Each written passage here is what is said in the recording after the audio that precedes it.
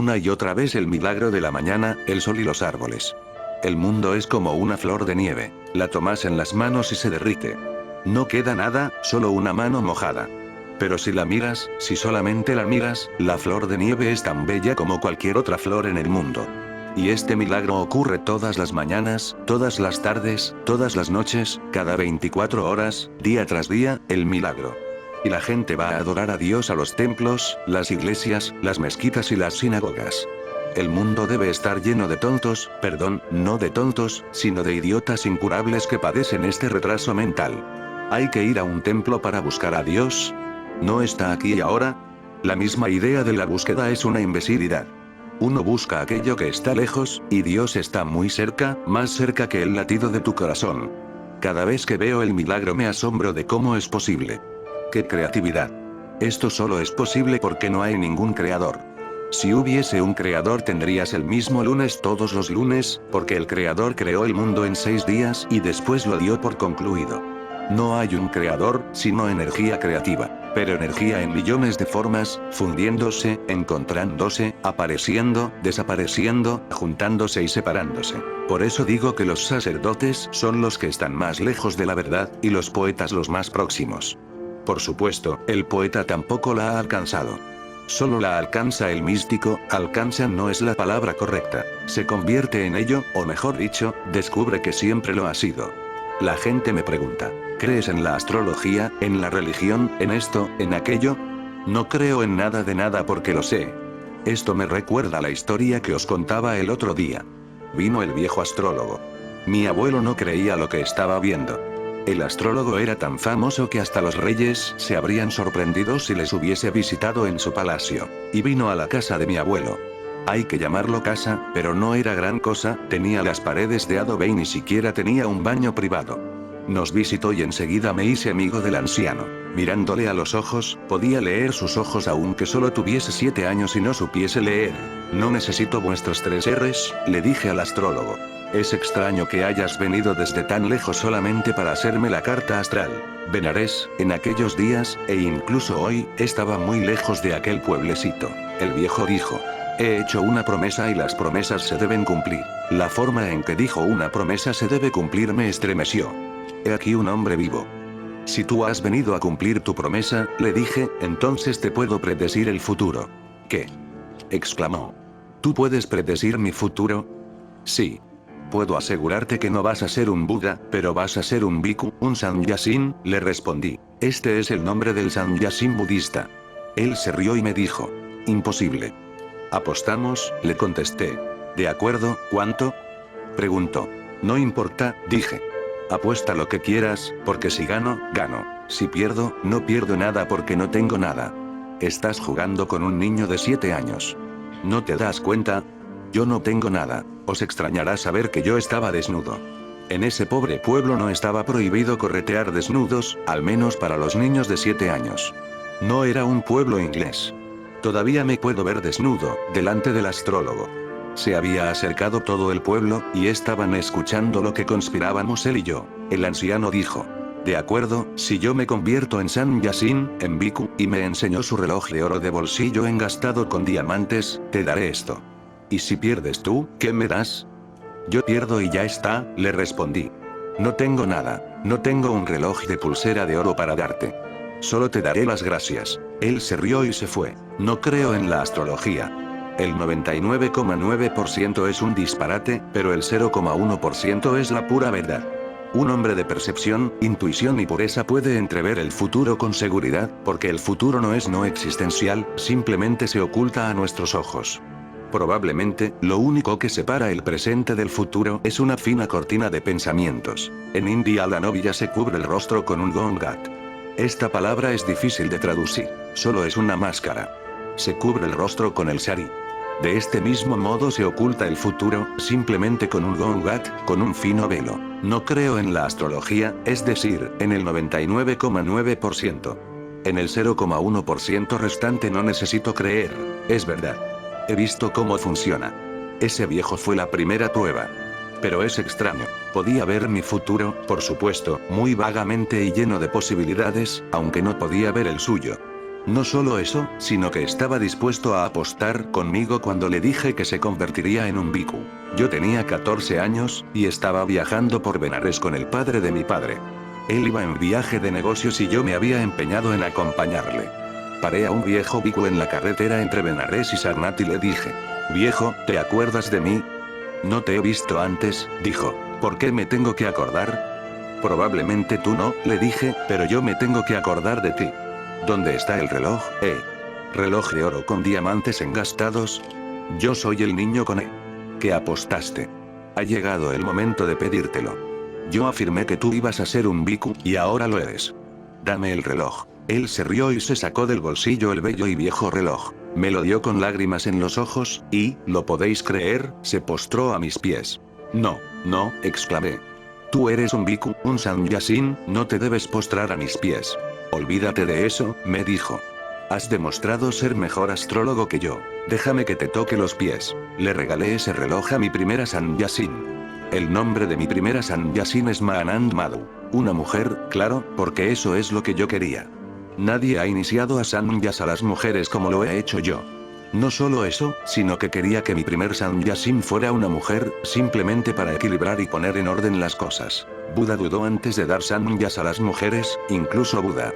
De su vida, esto es lo único que se me ha clavado como una espina, nada más. Buda dudando, ¿por qué? Tenía miedo de que las mujeres sannyasins distrajeran a sus seguidores. ¡Qué tontería! Un Buda temiendo por el negocio. Deja que esos idiotas se distraigan si quieren. Madhira declaró que nadie podría alcanzar el nirvana, la liberación definitiva, en un cuerpo de mujer. Me tengo que retractar en nombre de todas estas personas. Mahoma nunca permitió que entrara a la mezquita ninguna mujer. Actualmente tampoco se admiten mujeres en las mezquitas. Incluso en las sinagogas, las mujeres se sientan en la galería, separadas de los hombres. Indira Gandhi me contaba que cuando fue a Israel y visitó Jerusalén no podía creer que la primera ministra de Israel y ella se tuvieran que sentar en la galería, mientras que todos los hombres estaban sentados abajo, en la planta principal. No podía comprender cómo siendo mujer la primera ministra de Israel no fuera admitida en la sinagoga propiamente dicha. Solo podían observar desde la galería. Esto no es respetuoso, es un insulto. Tengo que disculparme en nombre de Mahoma, de Moisés, de Madhira, de Buda, y también de Jesús, que no escogió ni a una sola mujer para ser uno de los 12 apóstoles. Sin embargo, cuando murió en la cruz, no estaban ahí los 12 idiotas. Solo se quedaron 3 mujeres: Magdalena, María y la hermana de Magdalena. Pero ninguna de estas 3 mujeres había sido elegida por Jesús. No estaban entre los elegidos. Los elegidos habían huido. ¡Magnífico! Estaban intentando salvar su vida. En el momento que hubo peligro solo acudieron las mujeres. Tengo que pedir perdón al futuro en nombre de esta gente. Y mi primera disculpa fue dar sannyas a una mujer. Os entretendrá saber cómo fue toda esta historia. El marido de Anand Madhu, por supuesto, quería que le iniciara a él primero. Esto ocurrió en los Himalayas. Yo tenía un retiro en Manali. Me negué diciéndole: solo puede ser el segundo, no el primero. Se enfadó tanto que abandonó el retiro en ese mismo momento. No solo eso, sino que se convirtió en mi enemigo y se alió con Morarji Desai. Más tarde, cuando Morarji Desai era primer ministro, este hombre le intentó convencer, de todas las formas posibles, para que me encarcelara. Claro que Morarji Desai no tenía el valor suficiente. ¿Cómo lo va a tener si bebe su propia orina? Es un tonto absoluto. Perdón de nuevo, un idiota absoluto. Tonto solo lo reservo para Devajet. Es privilegio suyo. Anand Madhu sigue siendo sannyasin. Vive en los Himalayas, en silencio, sin hablar.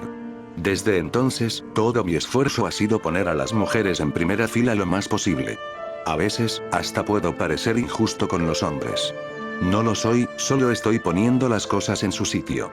Después de siglos de explotación de la mujer por el hombre no es una tarea fácil. La primera mujer que amé fue mi suegra. Os sorprenderá, ¿estoy casado? No, no estoy casado. Esa mujer era la madre de Gudía, pero yo solía llamarle mi suegra, en broma.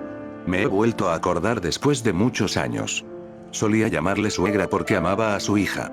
Esa es la vida anterior de Gudía. Y una vez más, era una mujer tremendamente poderosa, como mi abuela.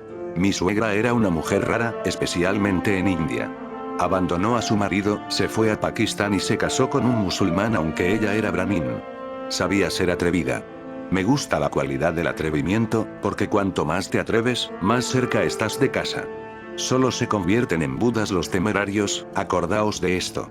Los calculadores podrán tener un buen saldo en su cuenta pero nunca serán Budas. Estoy agradecido al hombre que me anunció mi futuro cuando solo tenía 7 años. ¡Qué hombre! Haber esperado hasta que tuviese 7 años para hacerme la carta astral, ¡qué paciencia!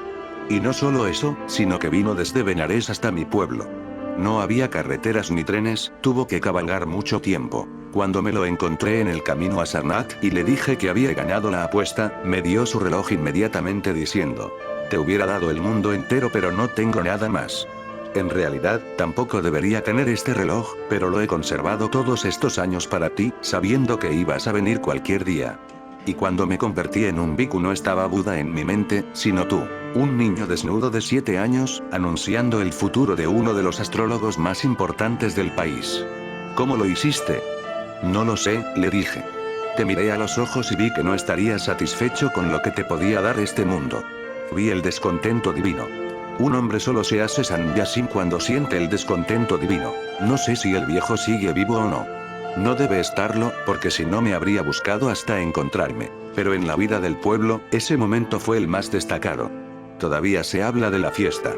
Recientemente vino una persona del pueblo y me dijo: todavía hablamos de la fiesta que dio tu abuelo para el pueblo. Nunca, ni antes ni después, ha sucedido algo parecido. Disfrutaba viendo disfrutar a tanta gente. Disfruté del caballo blanco. A Gudía le habría encantado ese caballo. Solía mostrarme los caballos cuando nos los cruzábamos en la carretera. Date cuenta de lo hermosos que son esos caballos, decía. He visto muchos caballos, pero ninguno como el caballo del viejo astrólogo.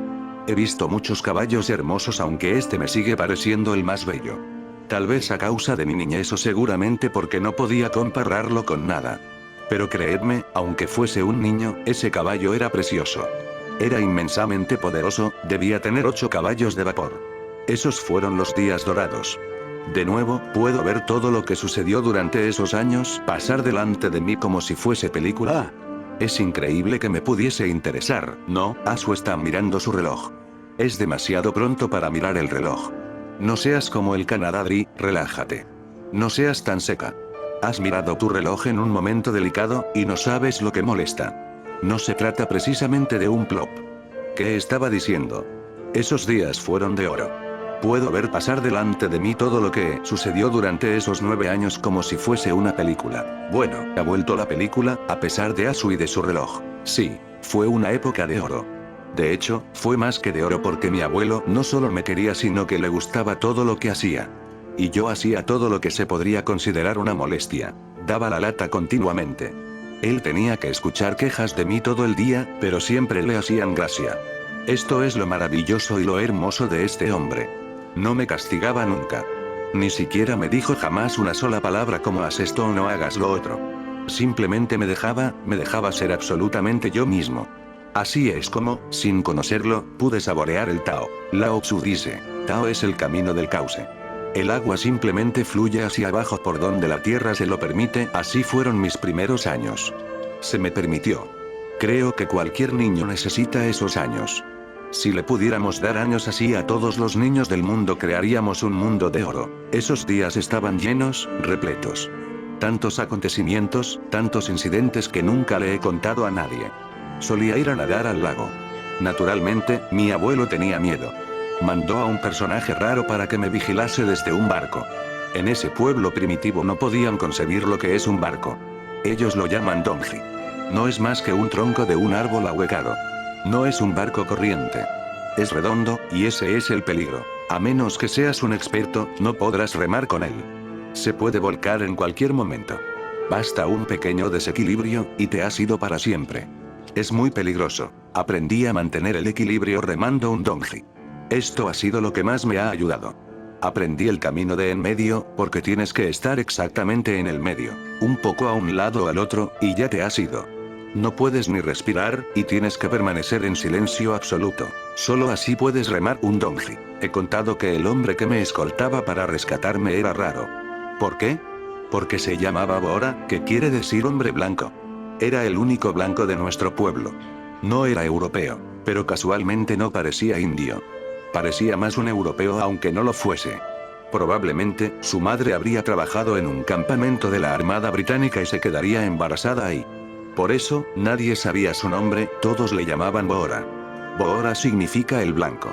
No es un nombre, pero se convirtió en su nombre. Era un hombre de aspecto impresionante.